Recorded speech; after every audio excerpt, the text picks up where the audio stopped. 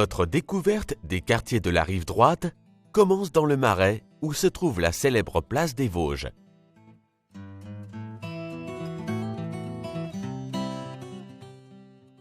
C'est au XVIIe siècle qu'Henri IV fait construire les 36 pavillons en pierre et fausses briques rouges qui entourent la plus ancienne place monumentale de Paris, au centre de laquelle s'élève la statue équestre de Louis XIII.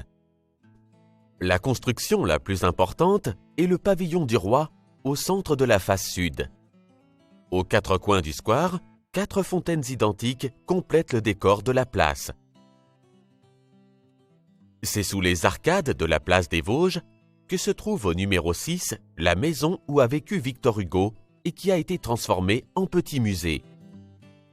Plus à l'est, la colonne de Juillet sur la place de la Bastille commémore les Trois Glorieuses, l'insurrection parisienne de 1830. Aux abords de la place se dresse l'Opéra Bastille, au lieu de l'art lyrique, inauguré en 1989. Construite en style romano-byzantin sur la butte Montmartre, la basilique du Sacré-Cœur domine Paris.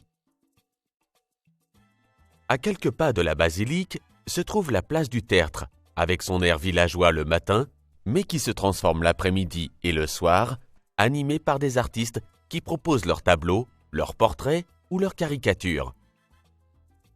Bordé de nombreux restaurants, c'est le véritable centre touristique de Montmartre. Les touristes y viennent aussi pour voir l'un des plus beaux panoramas de la ville. Au bout de l'avenue des Champs-Élysées, au centre de la place Charles de Gaulle, se dresse l'Arc de Triomphe, qui abrite la tombe du soldat inconnu.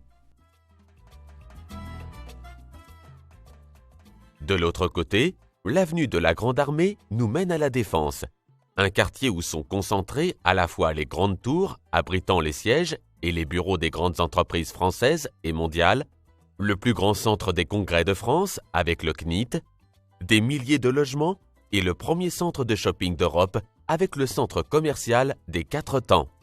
C'est sans contexte le numéro 1 des quartiers d'affaires en Europe.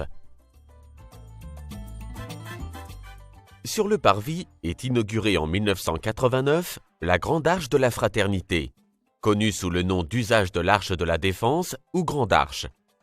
Haute de 110 mètres, elle est recouverte de plaques de verre, de plaques de marbre blanc de Carrare et de plaques de granit gris. Le toit de la Grande Arche, qui pèse 30 000 tonnes, a été fermé au public à la suite d'un accident.